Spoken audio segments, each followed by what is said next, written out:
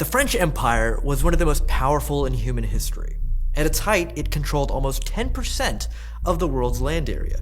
From Southeast Asia to West Africa, the country we today associate with baguettes and cinema was a dominant global power. And that was particularly true in Africa. France oversaw territory spanning 17 modern-day nations, from Morocco to the Congo. Under the banner of a civilizing mission, France oversaw brutal occupations that engorged the wealth of the empire and left a terrible legacy for ordinary Africans. In the aftermath of the Second World War, there was a wave of decolonial movements sweeping across Africa and Asia.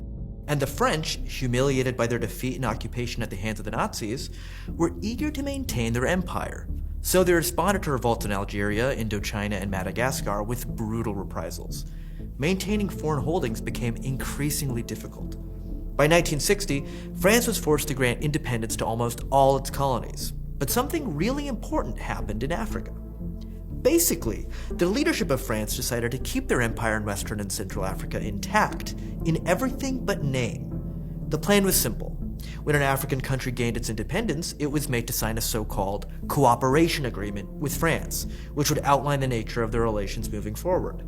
In exchange for French foreign aid, African countries were required to give France rights over natural resources, allow France to maintain troops in their territory indefinitely, and, most importantly, keep these countries' currencies linked to France's currency, the franc.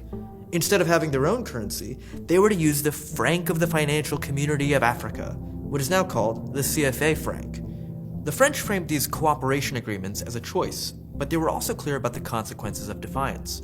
When the leader of Guinea, a socialist named Sékou Touré, rejected the cooperation agreement with France and declared that he preferred to be poor in freedom than rich in slavery, the French government decided to make an example of him. They cut all foreign aid to Guinea and did everything they could to destabilize the government. They launched a secret campaign to print fake Guinean banknotes and flood the country with them. One French spy later bragged, the operation was a total success. Guinea's economy, already very weak, never fully recovered. But there's another aspect of French influence that's even more important. Probably the most central part of all is the CFA franc, the last colonial currency still in widespread use. In practice, the countries that use the CFA franc have virtually no monetary sovereignty. The value of their currency is linked to the euro. The poorest countries in the world have a currency controlled by the richest countries. It means that any appreciation in the euro makes exports from these countries less price competitive. So just look at what happened in Senegal. When the euro appreciated against the dollar from 2000 to 2009, the value of the CFA franc got higher. But this made local Senegalese rice more expensive than imported rice from Thailand. So Senegal, which was trying to build its own domestic rice industry, instead saw Thai rice wipe out local rice farmers. So because domestic products are expensive, this makes export-driven growth nearly impossible, which is necessary to lead a country out of poverty. That's why most countries that use the CFA franc have growth rates significantly lower than their neighbors.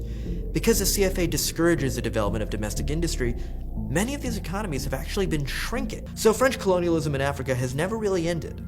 This is why academics use the term neo-colonialism.